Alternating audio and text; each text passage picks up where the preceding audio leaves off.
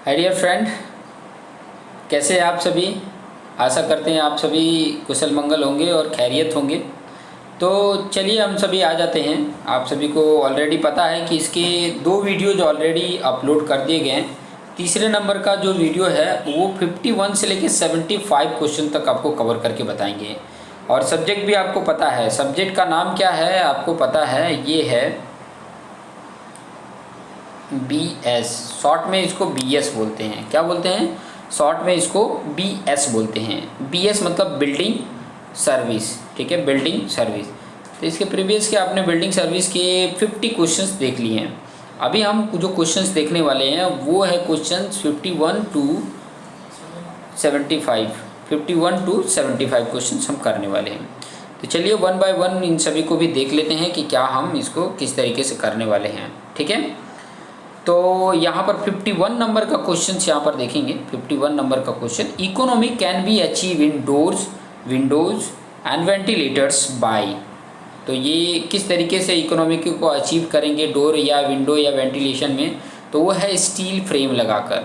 Steel frame लगाकर हम इसको क्या कर सकते हैं, एज ए इकोनॉमिकल बना सकते हैं।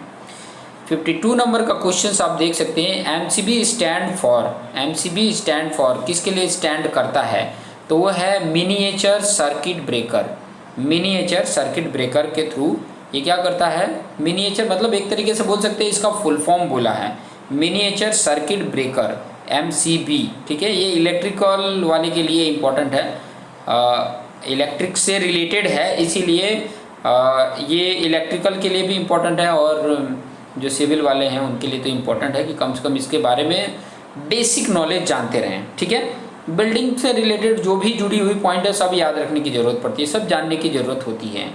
53 नंबर का क्वेश्चन जो आपके सामने है वो क्या कह रहा है, RCCB स्टैंड फॉर। तो इसका फुल फॉर्म ही याद रखिए, RCCB का फुल फॉर्म क्या है?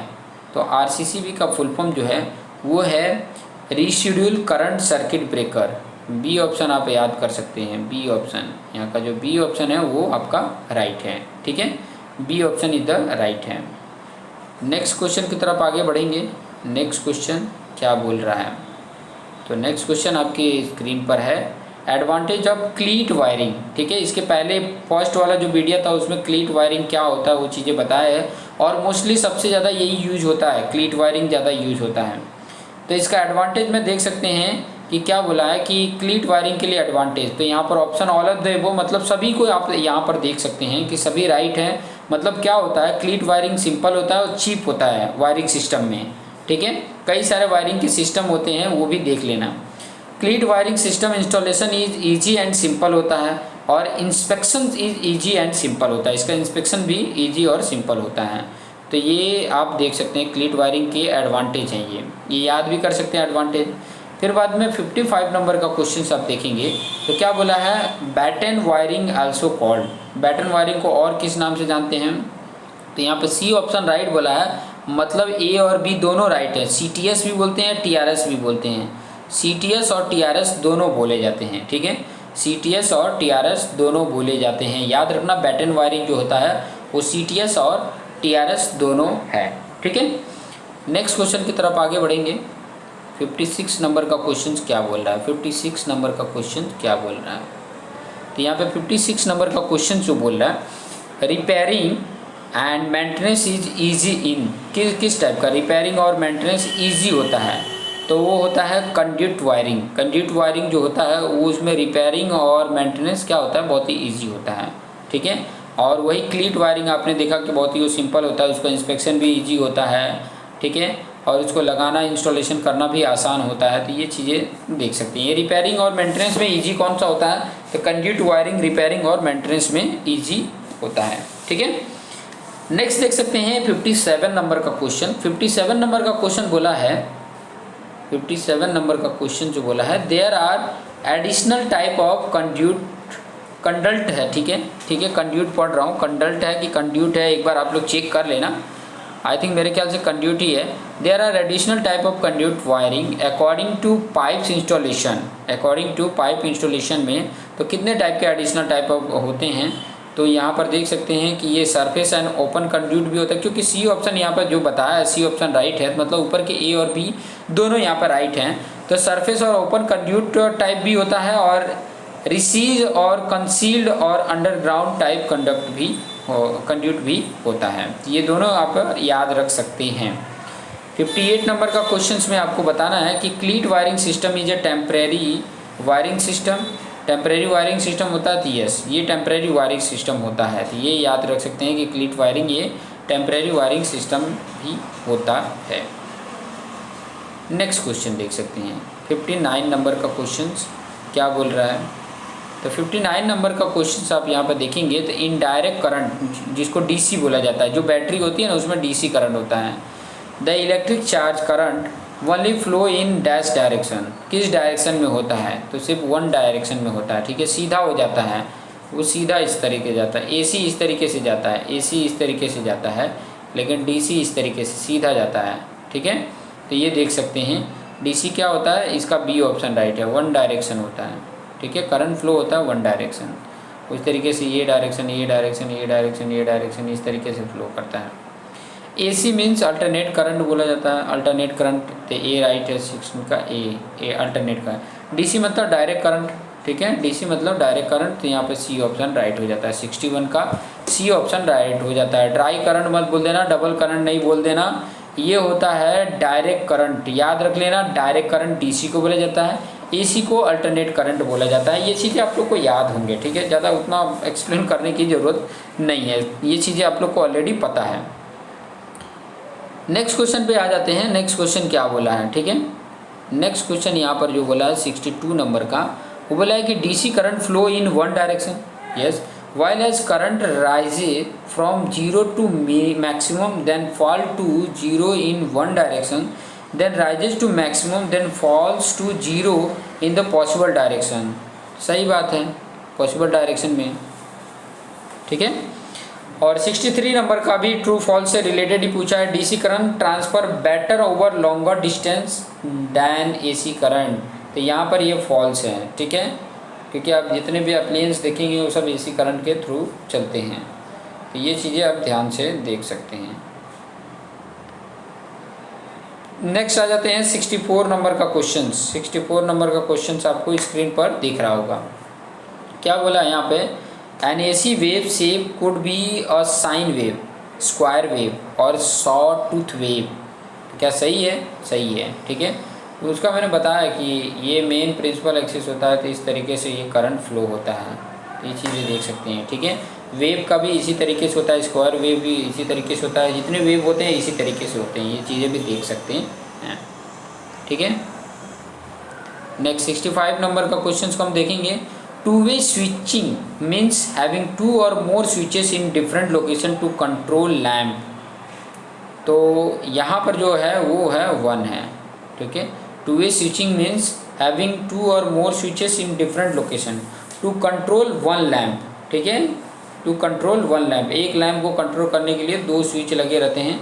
ठीक है, different more switches different location पे लगे रहते हैं, जिससे कि अब जैसे कि एक स्विच है आपका वॉल पे लगा हुआ है, एक स्विच आपके हाथ के पास है, आप सो रहे हो और उसके बाद से क्या करोगे, वो लैम्प को वहीं से बंद कर सकते हो।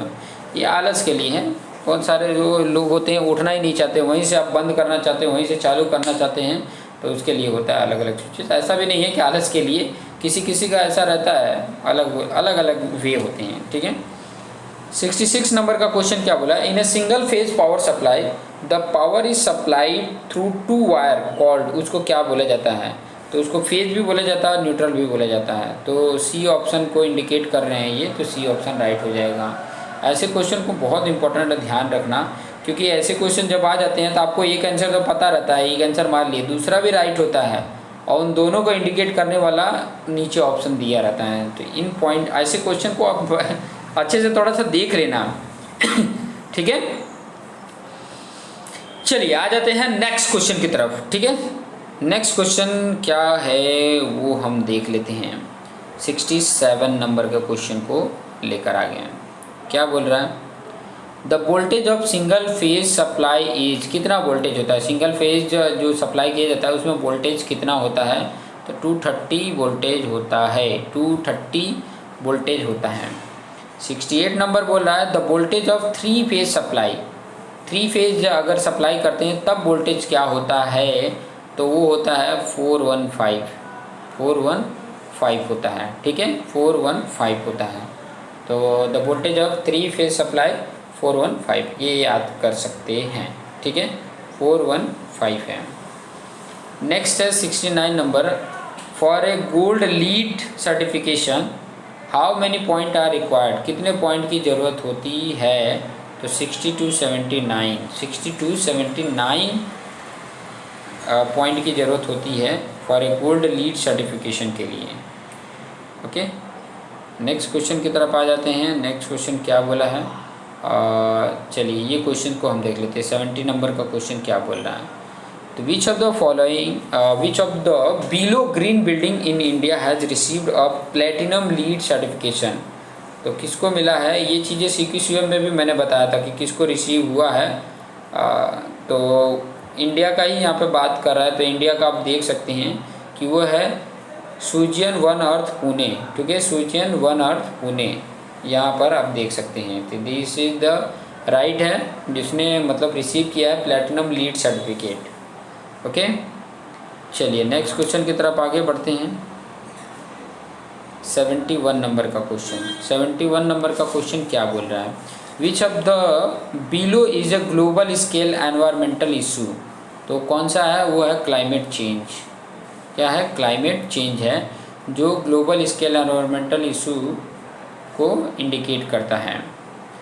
नेक्स्ट 72 नंबर का क्वेश्चन देखेंगे, lead is a building rating system developed and maintain by the US green building council, ये चीज़ें थोड़ा सा याद रखने पड़ेंगे। देखिए इस तरीके के क्वेश्चन जो हैं उसको थोड़ा याद करने पड़ेंगे, याद रहेगा एक दो बार अगर आप वीडियो देख लेते हो ना, जैसे एक बार आपने देख लिया, ठीक है, उसके बाद से दोबारा अगर आप देखते हो ना तो आपको ऑटोमेटिक आप क्वेश्चंस के मैं आंसर बता रहा हूँ उससे पहले आप तुरंत आंसर बता दोगे, और तीसरी बार देखोगे तो मतलब आपको एकदम अच्छे से आ ही जाएगा, क्योंकि अभी आपके पास टाइम है। इस टाइम के दौरान आप मतलब इसको देख के 2 या 3 बार देख कर आपको मतलब पूरा का पूरा आइडिया मिल जाएगा कि इतने क्वेश्चन हैं, उन क्वेश्चन को तो अच्छे से प्रिपेयर कर लें। और इनमें से अगर मैं आपको बताऊं ना कि जिस तरीके से क्वेश्चंस बने हैं उस तरीके के क्वेश्चन से 75 to 85% तो क्वेश्चन आपको आ ही जाएंगे, और आपको 100% मार्क्स गेन करने हैं, ये चीज़ें ध्यान में रखेंगे, ठीक है।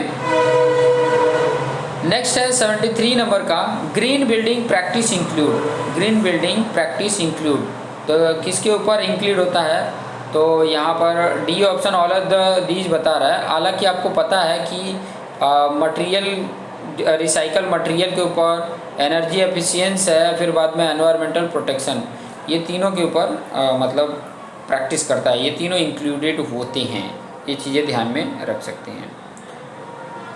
नेक्स्ट क्वेश्चन पे आ जाते हैं। ये 2 क्वेश्चन हम करने वाले हैं और उसके बाद से इस वीडियो को एंड करेंगे। 75 क्वेश्चन तक हम पहुंच गए हैं, तीसरा वीडियोज है, ठीक है। इसके पहले कि आपने वीडियोज नहीं देखे हैं तो वो वीडियोज भी देख लीजिए, उसका लिंक मैं भी डिस्क्रिप्शन बॉक्स में मैं ऐड कर दूंगा कि ताकि उसके प्रीवियस वीडियोज भी आप देख सकें, ठीक है। 74 नंबर का क्वेश्चन क्या बोला है, the term dash is use to indicate the science of controlling air with respect to humidity, ये क्वेश्चन तो पहले भी आ चुका है, ठीक है, ये क्वेश्चन तो आपका पहले भी आ चुका है, ये चीज़ें एयर कंडीशनिंग है, ठीक है, एयर कंडीशनिंग।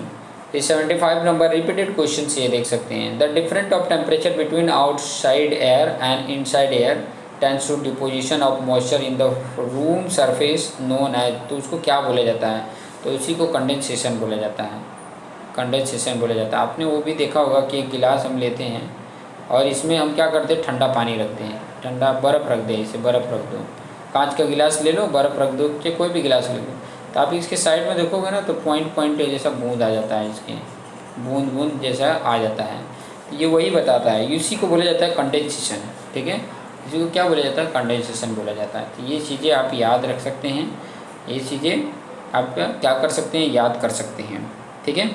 आगे के 25 क्वेश्चंस वीडियोज आपको नेक्स्ट वीडियो में मिलेंगे, तो देखते रहिए और अपने आप को बेस्ट बनाइए, अपने जो दोस्त मित्र हैं उनको शेयर कर लीजिए, और चैनल पे नए हैं तो सब्सक्राइब कर लीजिएगा, लाइक करना मत भूलिएगा। Thank you.